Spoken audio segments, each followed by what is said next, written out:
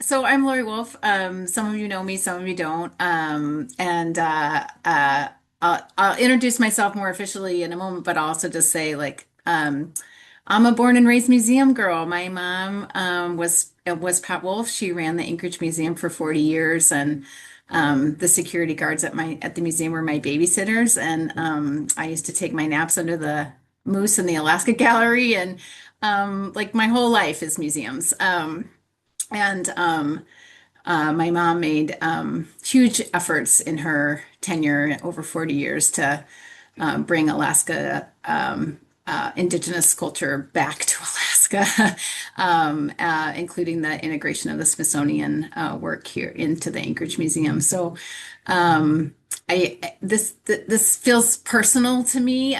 Lots of my work at Foraker, I don't know. I get to be in lots of rooms, and I'm always interested in those rooms. But this is about my heart as well. And so every time Dixie calls, I'm like, "Yep, yep. What do you need? How can I help?" Because this is just kind of at my core about seeing how we have our living, breathing culture for people to experience from all around the world and right here at home. I think lots of Alaskans. I'm a born and raised girl, and I just think um, in my life, I've just watched so many people just not be connected. But I've also watched this amazing renaissance, I'll just call it that, of people who are um, they just get to just live and breathe it all day long, and I just love that. I love it for the indigenous people of this place, but I also just love people just having more authentic and real experiences with things and people and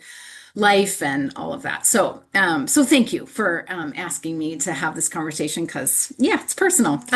In my regular life, outside of the personal life, I am the CEO, president and CEO of the Foraker Group. Foraker is a nonprofit. I've been saying I think we're celebrating our 25th year, which is just a funny thing for me to say in the I think category because our dates are a little funny, but I've been doing this for 25 years. So I'm just going to say we've been at this for about 25 years, serving Alaska's nonprofits and tribes and tribal organizations in whole bunches of ways. And once upon a time, and around we started a partnership. With our many of the many funders, both in Alaska and outside of Alaska, who were funding major capital projects. And they were kind of doing it in a silo, honestly. And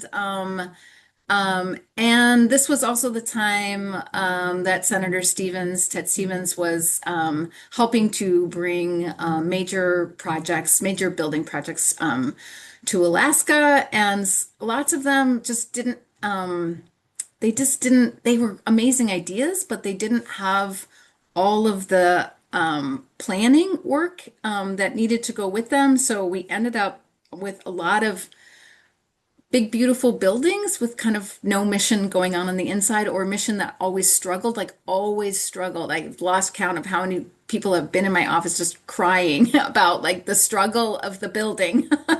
The mission is fine, the building is not, right? And so kind of that was happening in this moment at Foraker, around Foraker, and these funders were also starting to have these conversations about like what would happen if they collaborated more and actually talked to each other about the things that they were investing in. And wouldn't it be amazing if they had a more collaborative response to the nonprofit and tribal sector about like how they were going to fund these things? And from that, at the same time, Foraker had what we call our model of nonprofit sustainability, which is really a journey, not a destination, about how organizations ask these questions about like, if we build it, can we run it? And how is this building, or how is this project, or how is this program, or how is this idea actually furthering the mission that we want to achieve so that we don't get mission drift, right? Just like get sideways, right? So we were developing this sustainability model. The funders were talking to each other. Uncle Ted was doing his thing. And so birthed this thing at Foraker called the pre-development program. So the pre-development program was really born out of that idea, like as Alaskans, like we could do it better. We could have better questions. We could actually talk to each other.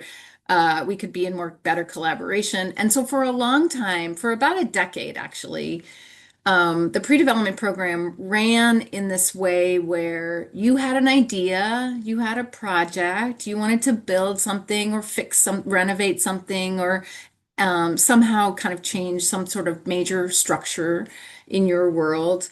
And you would approach one of the core funders, and that funder would say, we're interested enough in this project that we'll bring you under this into this world of pre-development, and we'll actually pay for all of your pre-development services.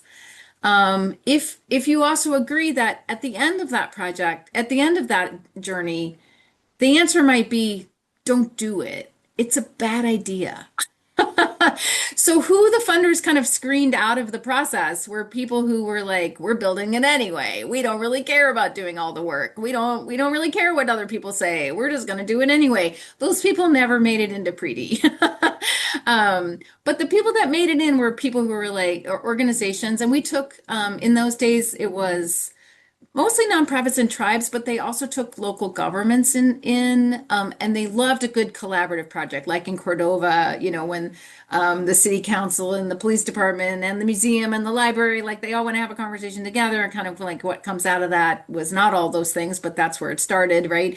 So they loved a collaborative project, and they didn't really particularly care who was in the lead. So if the local government was in the lead, great, that was great, or the tribe or whoever. What was most important was that we built things we could sustain. So we did that for a long time. And the other thing that was really important about that time in Foraker's life and the Preety life and kind of all those building projects' lives was that the state of Alaska was investing in capital projects. So not just the federal government, but the state of Alaska. And in fact, they were doing it so much so that they had these amazing programs in which in those moments, we renovated every single domestic violence shelter in the state. We touched every library in the state. We touched almost every museum in the state in some way. We worked with the Denali Kitchen. We touched almost every tank farm in the state. Like we did some really interesting projects that were fueled by partly by state idea of like, let's do some matching money, or like let's prioritize these buildings that are doing essential things. Sometimes it came from like the Denali Commission. The tank farm thing came from the Denali Commission. So there was federal funding, but then it would get matched with state funding. So that's also important to recognize. Like all of that was happening in this moment. And that allowed really Preety to learn so much. We learned from the domestic violence shelters and the museums and the libraries and the tank farms and the health clinics. Like we learned so much during that time. Fast forward 2016 or so, 2017, the federal government has stopped funding for the most part. The state of Alaska has stopped funding for the most part. All those amazing project matching programs for libraries and museums disappeared. And the private funders really started to kind of have their own debate about things like aesthetics. Like if you were the Rasmussen Foundation, you were happy to help people spend money on the landscape and the beauty of it all, right? They wanted a beautiful museum, not just a functional one. They wanted a beautiful library that was the central place of a community, not just a functional one, right? And so, but the other funders didn't always care as much about aesthetics. They more cared about like design build projects, right? Like get in, get it done, make it right. And so they started to kind of pull apart a little bit. But without that state money, it really started to fall apart. And so they disbanded the program, much to my sadness, because we did some really amazing things in that moment.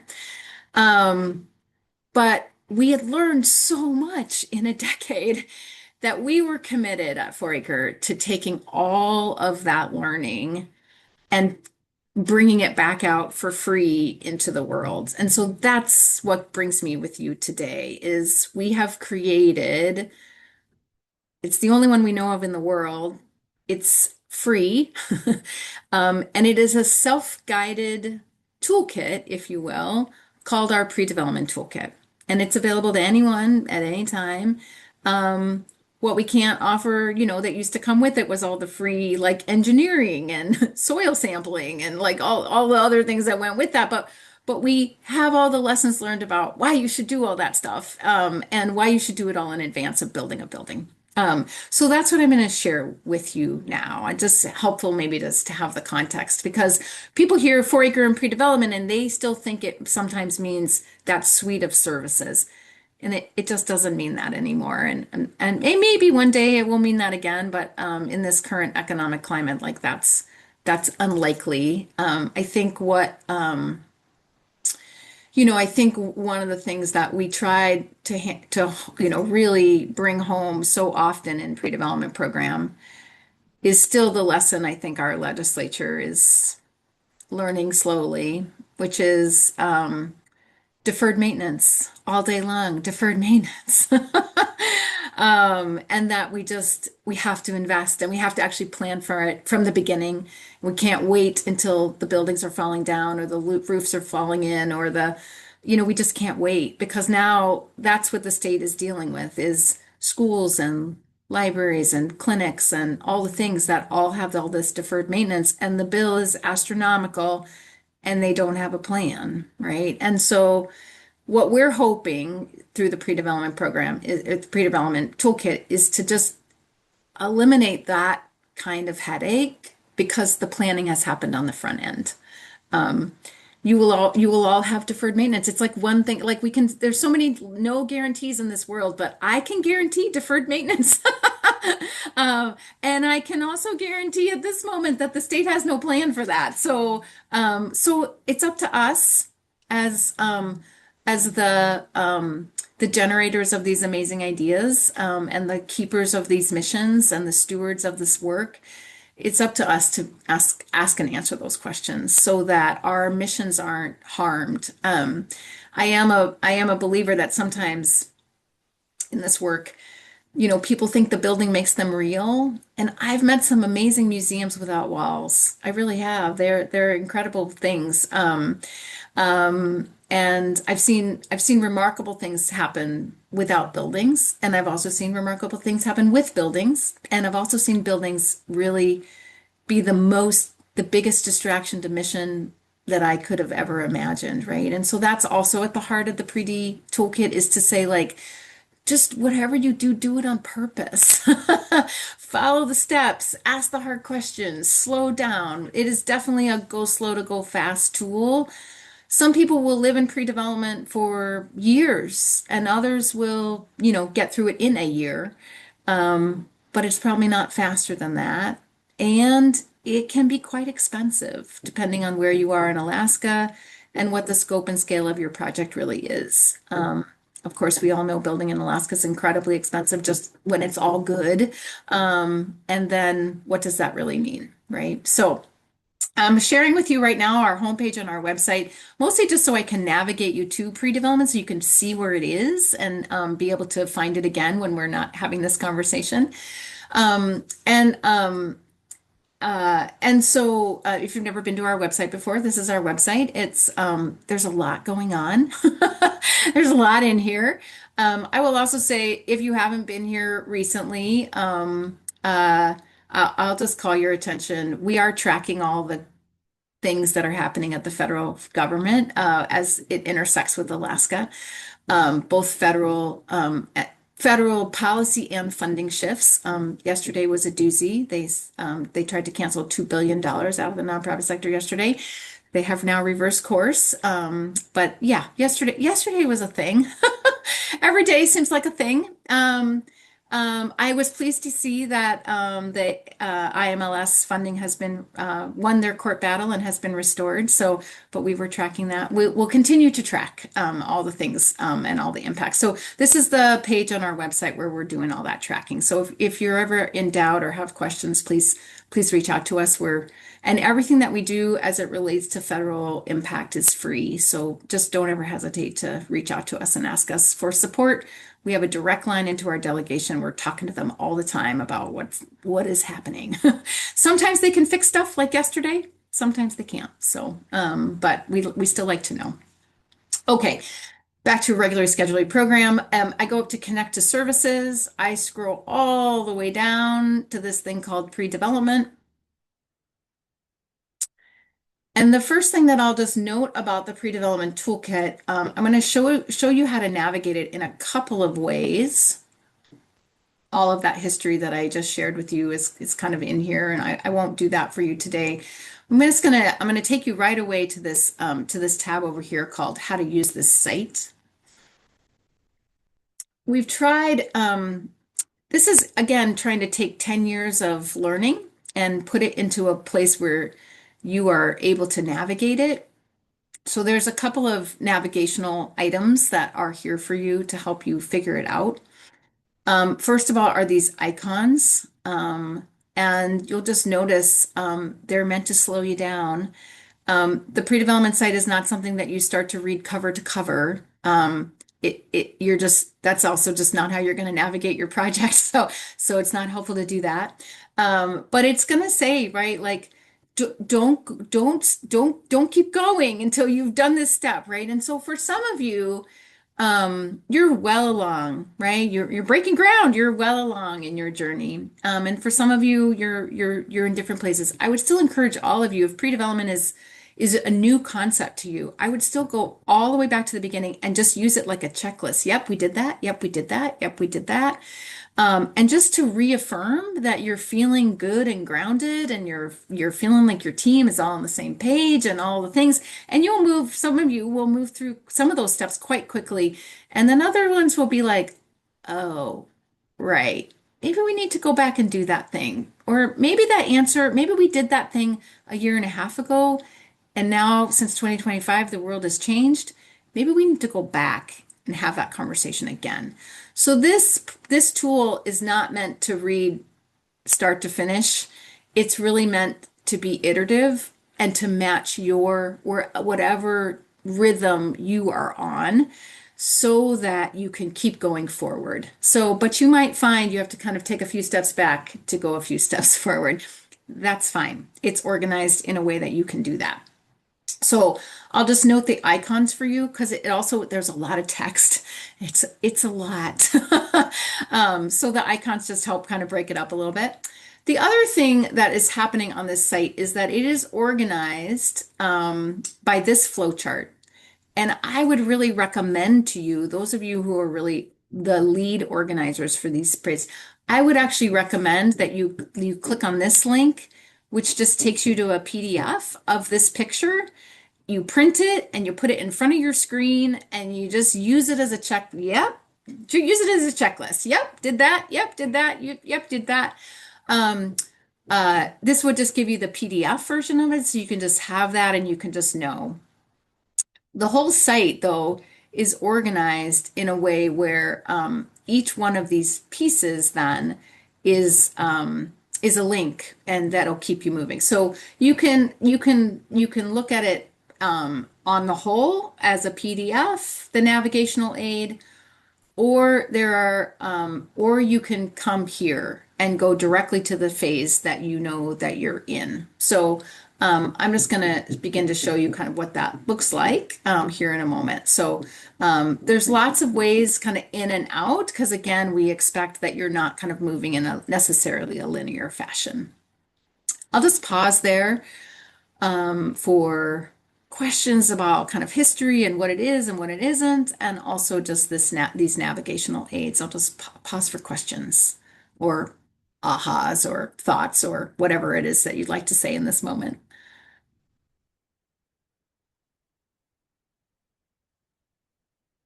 All good? Okay. So one of the things I want you to notice right away, right, is I said part of our history with pre-development was, the only way you got into pre-D was to be willing to learn. So I just want to call your attention to this little spot right here that says decide yes or no whether to proceed in between phases 2 and 3, right? Because we really do want you to pause and decide, right? Is this the right time? so that you don't go into phase three, which is the phase where we start to actually design our capital campaigns and begin to start to think about raising money. What we don't want you to do is raise money too quickly. First of all, we know you won't raise enough money. It will be too little, and then you'll be at it for too long. And donor fatigue is real, and deadlines on federal and state funding is real, and you will start to find yourself kind of in a rock and a hard place around the timing of it all. So we don't want you to go there before you're actually ready to go there. And, if 2025 taught us anything, right, it taught us that the market is really tricky, right, with tariffs and, right, I think about, I was involved in a capital campaign during one of the Gulf Wars, and, all the work that had gone into the pre-development phase around like how much everything would cost, suddenly that contingency line that we all thought was so generous didn't even begin to touch the price of steel, right? And what it would really take to build the building. And so back we went, back into phase two, back into design, back into, right? Because if we had just kept plowing forward with a plan that had been designed pre-war, we wouldn't have raised enough money. We would have had half a project, right? So again, it is iterative on purpose. It is purposely asking you to slow down and just really make sure that you are really aligned with the marketplace that you're trying to build in. This has a special Alaska problem, of course, which is the seasonality of building, which really just makes people anxious often, right? Like, oh, we have to do this thing right now because we have to break ground right now, because if we don't do it then we miss a whole season. And then, right. So it also allows you to have real conversations with your team who are feeling anxious about time, to just say, like, yes, but also have we done all the things? Like, we don't want to build half a building. We don't want to make half a promise to our community. We don't want to. Right now, maybe what you do is do a phased approach, and that's great. But we also know in phases, in building phases, is they only work if there's like 3 to 5 years apart from each phase. They don't work for the funding community if there's probably less than that, because funders don't really, big corporate and foundation funders don't make investments like that, those big kind of investments very often. And so there has to be years between those phases, not months or days, right? So again, like, there's a whole conversation that happens in phase three around the money piece that might have us go back, right? So that's just a little bit of the dance that we dance in capital projects. My life before Foraker, before pre-development, was all on the funding side of the equation. So I can speak more to that than I can. I had to hire architects and engineers and all sorts of lovely other humans to do phases one and two.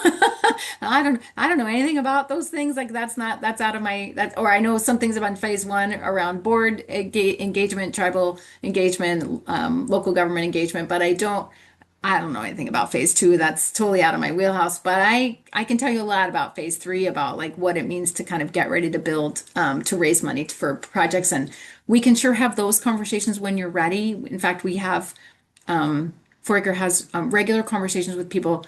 Sometimes we couch it as called, are you ready for a capital campaign? And that's a board facilitation, or a group facilitation if it's like a bunch of collaborators.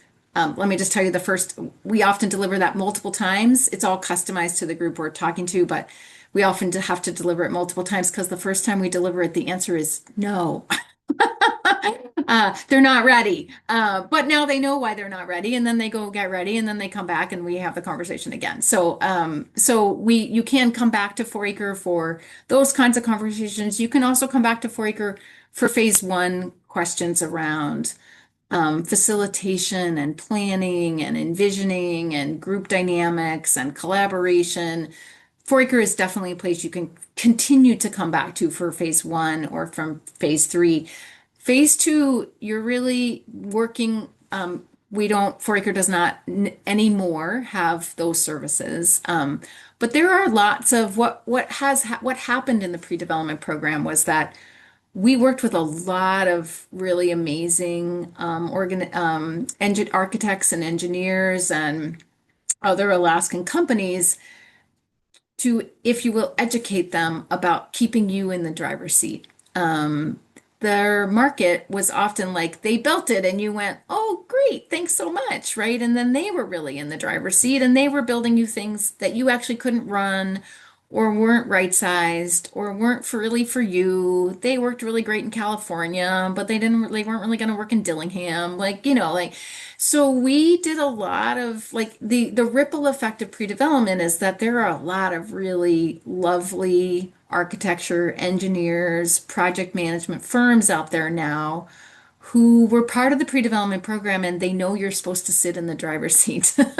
They know you're supposed to have control over your own project. They know you're supposed to have if you're the tribe, they know you're supposed to have self-determination and sovereignty and decision-making power. Like, and if you're in a nonprofit space, they know that too in a different context, right? So there are really great organizations, I think, to reach out to for phase two, and you should be a shabby shopper. Again, you really pick companies because you've really asked those questions about where your locus of control is in the conversation. And I would just lean you towards everyone who thinks it's you're the decision maker. That'd be a good place to be. Okay, well, so with that, let me lean in and just show you what it looks like. I'm obviously not going to read you a story called the pre-development website. I'm just going to show you a little bit about what kind of the flavor of what it has to offer. So, um, oh wait, before I do that, I'll just go back up here and just say, the other ripple effect of this program was that we spent a lot of time educating the Alaska legislature about what they should be funding and what they should not be funding. And again, lots of lessons learned from the things that they funded. And so we came up with, what is a sustainable capital project? And we came up with these 10 criteria, which really turned into questions that everybody could be asking. We're really big at Foraker about not telling you what your answer is, but helping you ask a good question. So you'll notice in the site all over the place, it's really framed not with answers, but with questions. That's really our way because you're the smartest, you know better than we do. We're just going to help you ask a good question.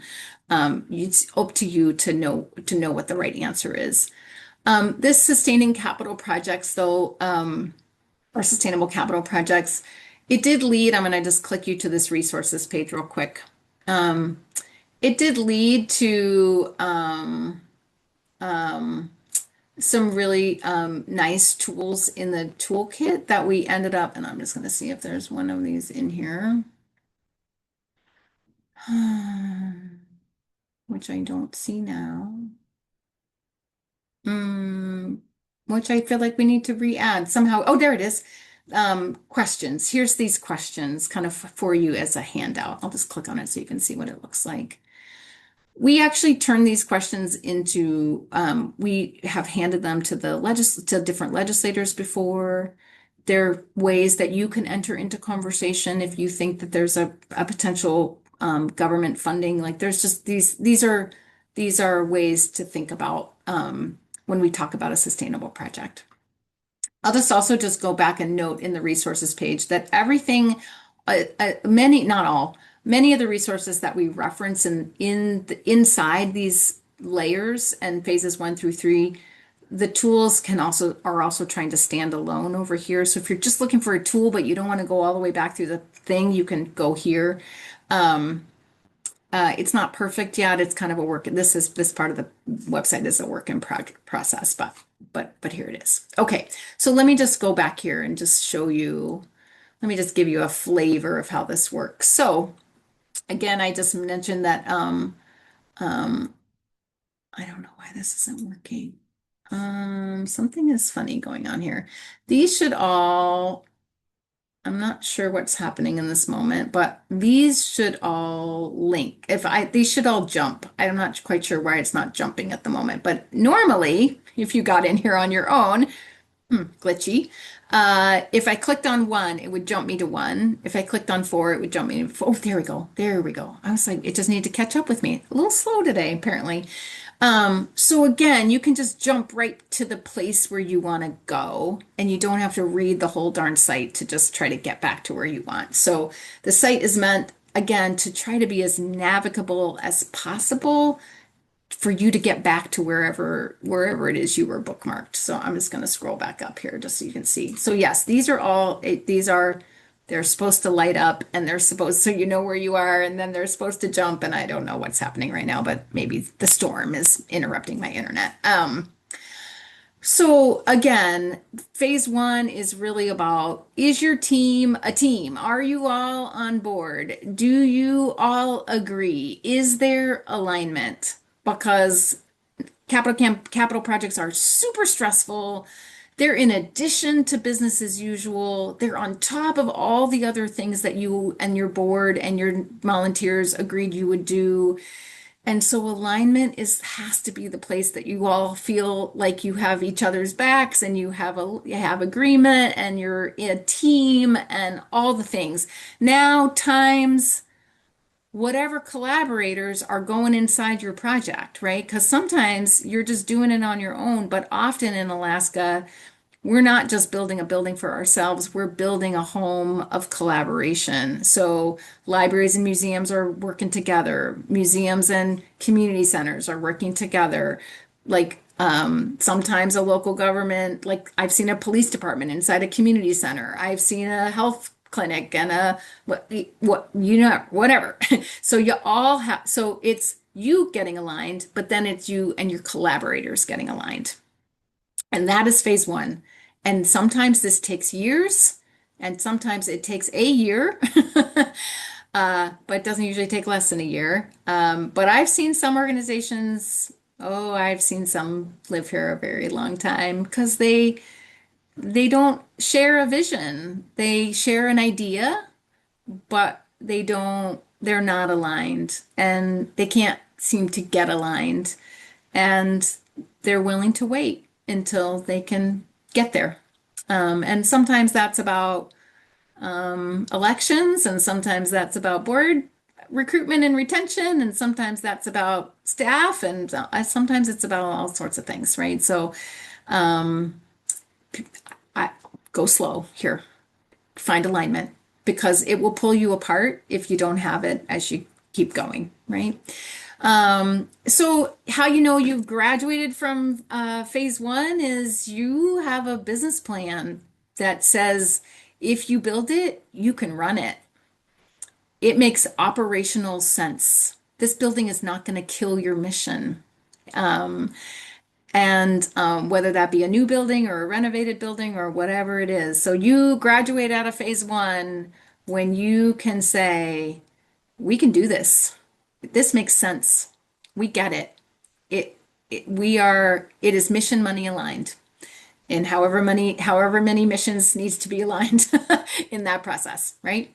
And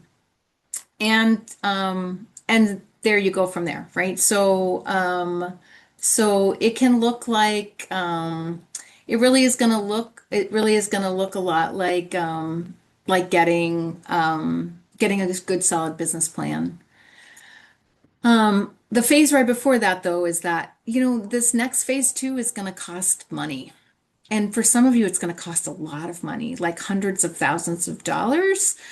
Because in phase two, we're going to need to hire people, as I mentioned earlier.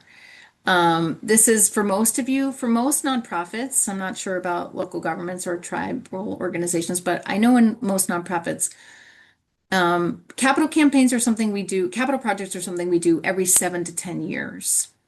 So if I think about that as a time horizon, the reality is that most executive directors, they'll do one in their career. I'm a rare person that's been in my organization for so long. So mostly the team that you have in your world, they don't have any lived experience here. They've never done one of these before. And if they have done one, they did it for something else and not you. And so there's all the cultural competency and connections and pieces that they have to now do with you that they didn't have to do over there, right? So mostly the people who are running this thing on the inside, the people who are supposed to be in the driver's seat, they've never done this before. So phase two is all about hiring other people on your team to complement and supplement your knowledge and your skills and get the architects and the engineers and the soil samplers and the water quality people and the gravel people and like get them all in a give them to give you all really good advice that there's no possible way if in your running of and stewarding of beautiful missions that you would have done. Um, and it's expensive. And so most of the good news is that government tends to understand that and has funded that. And our private foundations and also understand that pre-development is an expense worth funding. Because what they know, for the most part, is if they fund you on the front end to do the front end work, when you come back to them to ask them to fund the actual building, you're it's a better deal for them. It's a more sure thing for them. So and it's often years apart. So you can ask for the $100,000 from a private funder and then go back and ask for the 500,000 or the $1 million for the project because those are not happening in the same time frame. And when you go back that second time, they're more likely to say yes because they know you did the work. So it's worth it. The investment is worth it. Lots of groups try to skip this space or kind of half do it, and the whole project just ends up way more expensive in the end. So my advice to you, don't skip phase number two. Uh, there's lots and lots and lots of additional tools inside these tools. I'll just click on some for some examples. I'll just click on, let's see if I just click on what happens if I click there. This website is not cooperating with me. I will scroll instead because it is not collaborating. It is not helping me. So you can just see, again, kind of lots of tools inside the toolkit there to kind of help you along the way. I'll also just say like every project is so unique that it could be that you need a tool that we're not offering, but you should ask us because we probably could find you another organization somewhere else in the state who's done some of that, and we could be a dot connector for you. So we won't necessarily create the tool, but we might say like, oh, but you should go talk to Kodiak, blah, blah, blah, blah, blah, because they did it and they were successful. So we do have, because again, the pre-development program, we have some knowledge of some of that stuff. Dixie can also be a resource for you in your particular area. So let's just say you did all these lovely things. You're going to get to the go, no go moment. Should you do it? Should you keep going? This gets you to those 10 critical questions that I highlighted right before I took you through the steps. You should be able to say with unequivocal team spirit, yes, yes, yes, yes. Then you can then proceed. Phase three, or maybe you need to go backwards for a little bit, but then phase three is all about proceeding to raising the money to do the work. And this is then where I would refer you along the way. I said this is something that's near and dear to my heart. I probably spent the most time on this site in this space, and I have an additional resource for you as a result. I co-authored a book that is free for download. With the former director of our pre-development program. Here's our Are You Ready for a Capital Campaign class that I referenced. Um, um, and I'm just gonna find oh my gosh, where's my link? Okay, this is harder to do than I thought right now because none of my links are working. So I'm just gonna go to the resources page because it's easier. Um, um, we wrote a book called Preparing to Fund Your Capital Project. I often refer to it as the Orange Book. This is why. I recommend it's a free download book. I recommend to you that you don't download this page because it'll eat all the ink out of your printer. I wasn't really thinking about that when we made it orange. But there is a little bit in here that is now dated, but for the most part, the information is still very real and very true. And again, it can be if this is the phase that you're in, it can be a really nice way to think about the funding part of the organization.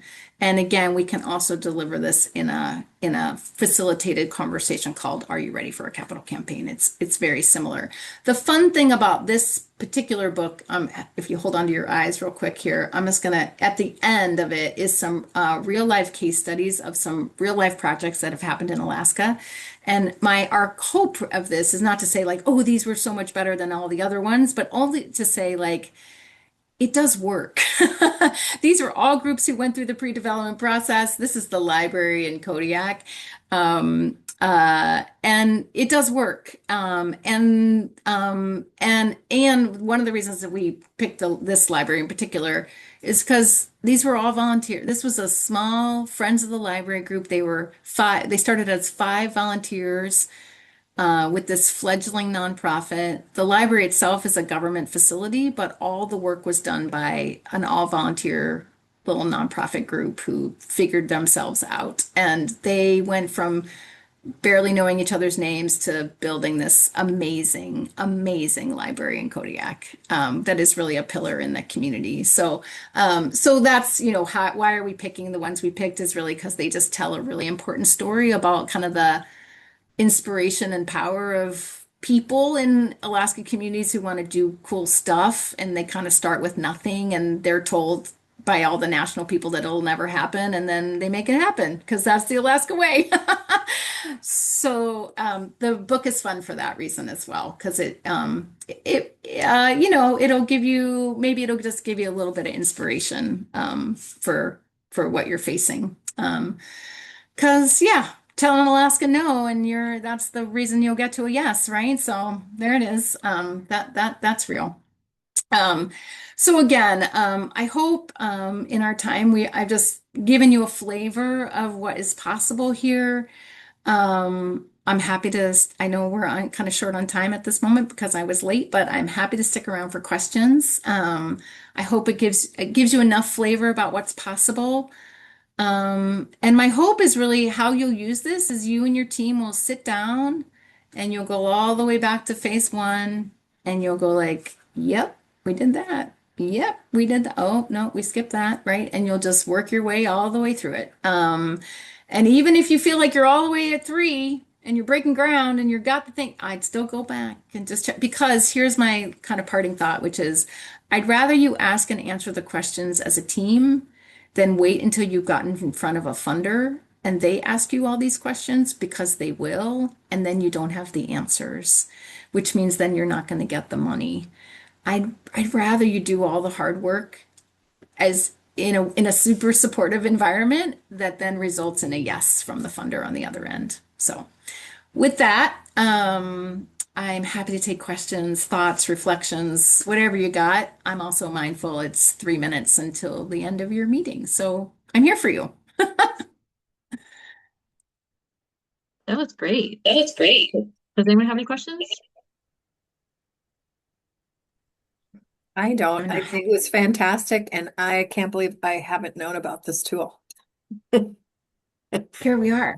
Yeah, This is why we do this because yeah, it's like a great hidden secret, right? yeah. This I yeah. Fantastic. wanted to Thank you. chime in, Tell all Lori, your that friends.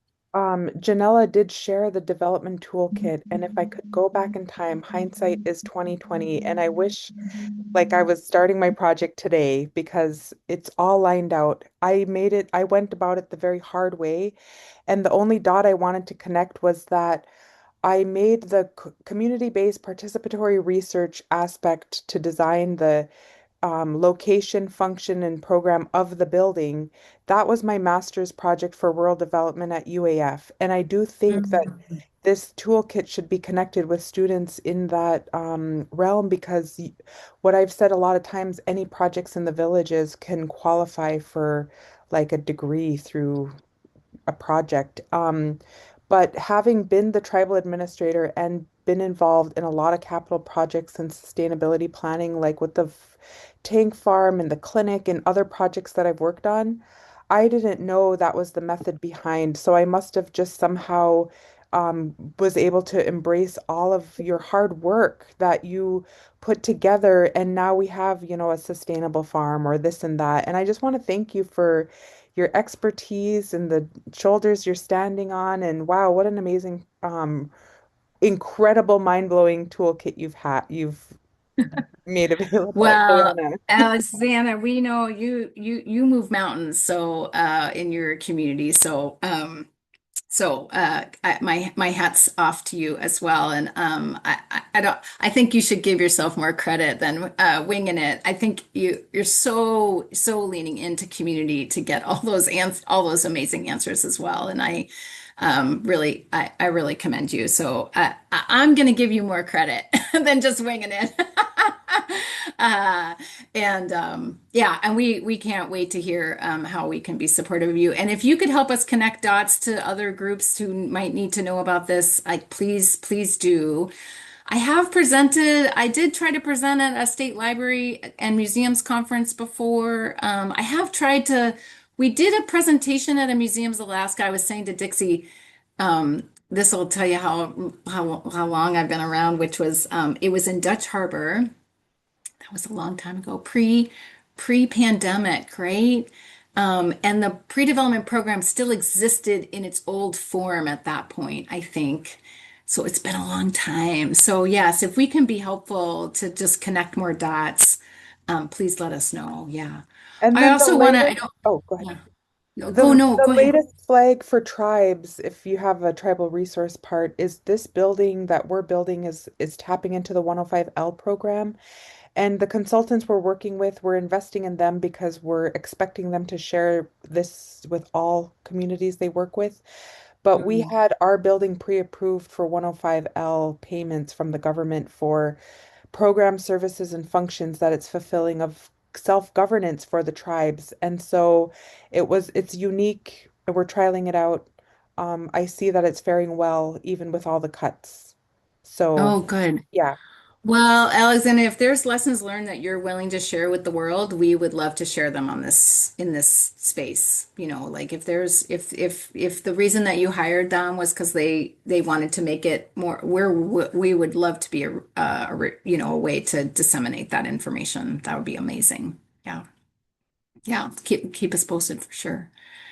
Oh, so exciting. Yeah, this site is a work in progress. So if you see a thing where you're like, whoa, you missed it, or it could be so much better, or like, please let us know. I was gonna say, the person that I really leaned into to do all the technical things that I know nothing about is this wonderful architect who that's her side life. In her regular life, she works at SAIL, Southeast Independent Living, and she's all about trying to create be an architect around independent living spaces. And this was the thing that she wanted to do for fun, which was to help build this toolkit. I love her for that. I'm really, I have a resource of somebody to connect the dot who is much smarter than me about how all these things work together. So, Alexander, if we want to connect that dot to the person who helped us build the site, we could also do that too. Yeah. Ooh, I can't wait for you all to use it and tell me what could be better about it. It's so helpful. It's such a helpful tool, and I'm excited to get this recording out to people and hopefully get more people using it. I think it'll be really great for them. Okay, great. Well, keep me posted. We're here for you.